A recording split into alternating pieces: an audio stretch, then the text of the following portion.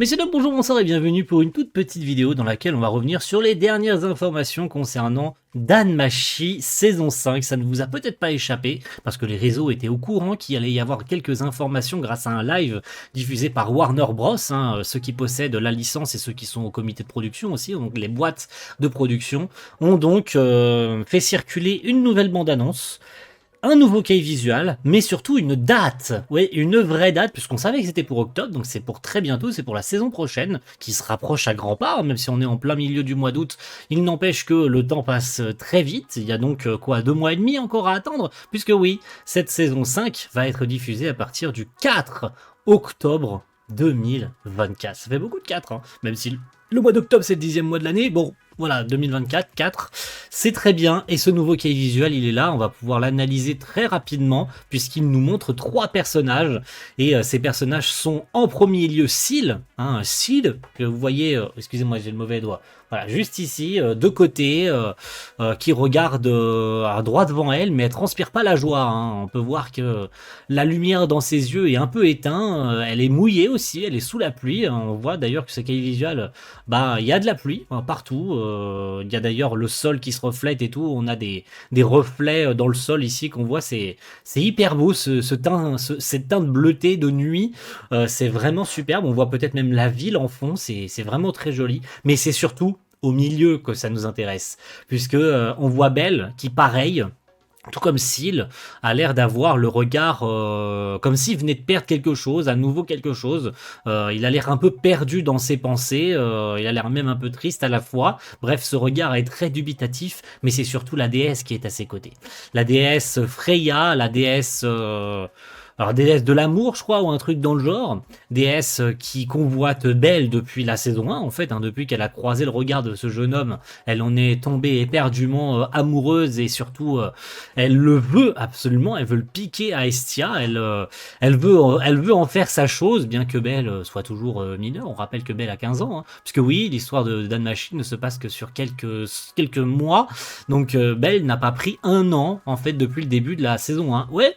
Eh oui, DanMachi ne passe pas ne passe pas si longtemps en termes de temps. Il y a vraiment que quelques mois qui s'est passé depuis le début de l'histoire.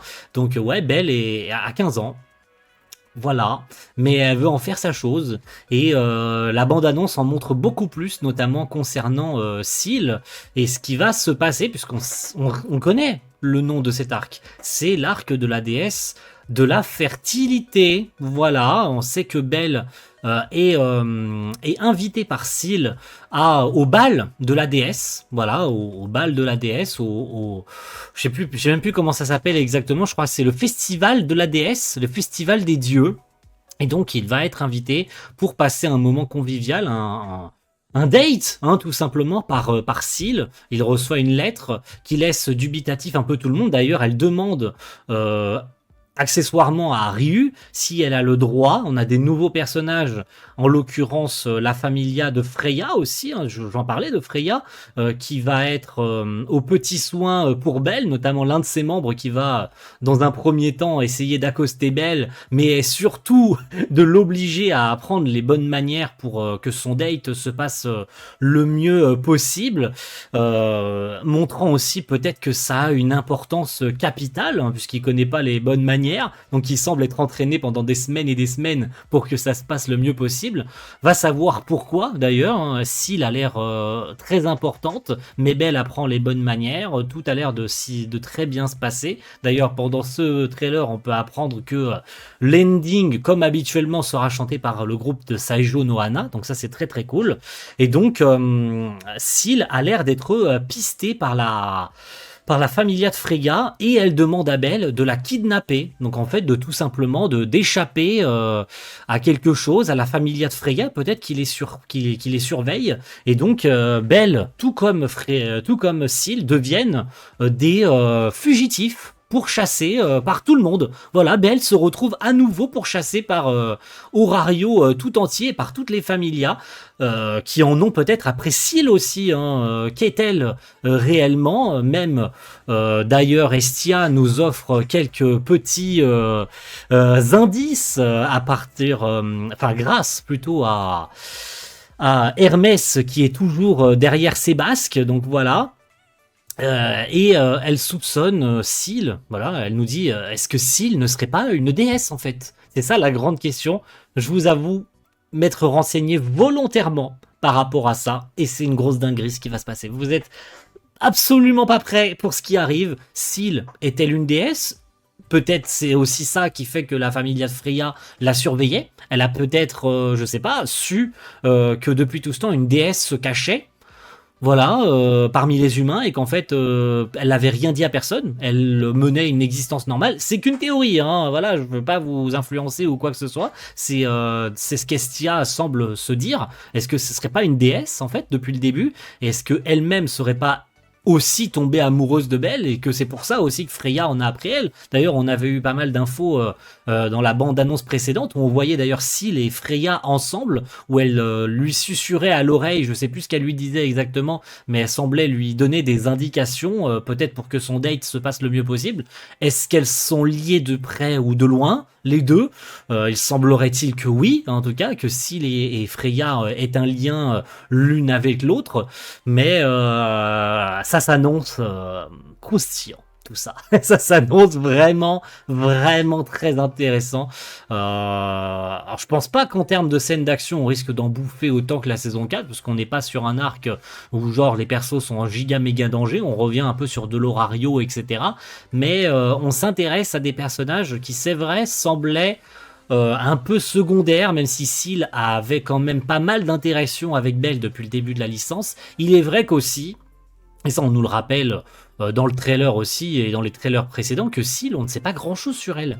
C'est vrai que c'est elle qui est arrivée, c'est l'une des premières, il me semble, à être arrivée à la fertile maîtresse, mais et c'est elle qui a sauvé Ryu aussi par la même occasion. C'est d'ailleurs peut-être pour ça, par considération pour elle, qu'elle lui demande son approbation pour aller en rendez-vous galant avec Belle. Hein, peut-être qu'elle veut, elle ne veut pas se mettre à dos tout le monde, et en particulier Ryu, qui, on le sait, a aussi des sentiments et a accru ses sentiments envers Belle grâce à leur voyage, ou plutôt malencontreusement par leur voyage dans les tréfonds, en remontant, et s'est rendu compte qu'elle était tombée éperdument amoureuse de ce jeune homme.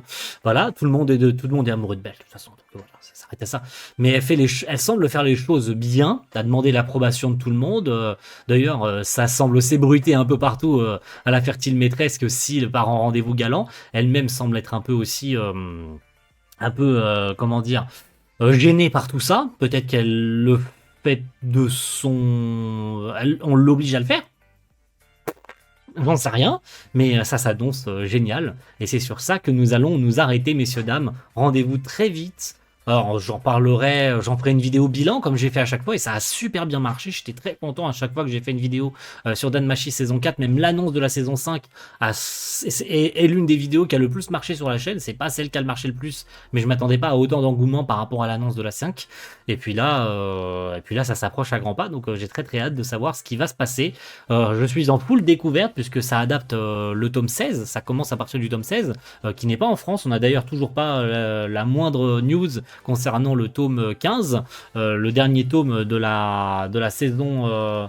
c'est même pas le tome 14, même pas, pardon, excusez-moi, le tome 15, ça commence à partir du tome 15, on n'a même pas le tome 14 encore, qui est le dernier de l'adaptation de la saison 4. Donc voilà.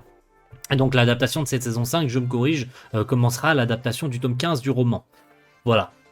Donc on a très hâte aussi de finir cette saison 4, et peut-être un jour ou l'autre, Kofeld sorte la suite. Ce serait pas trop mal aussi.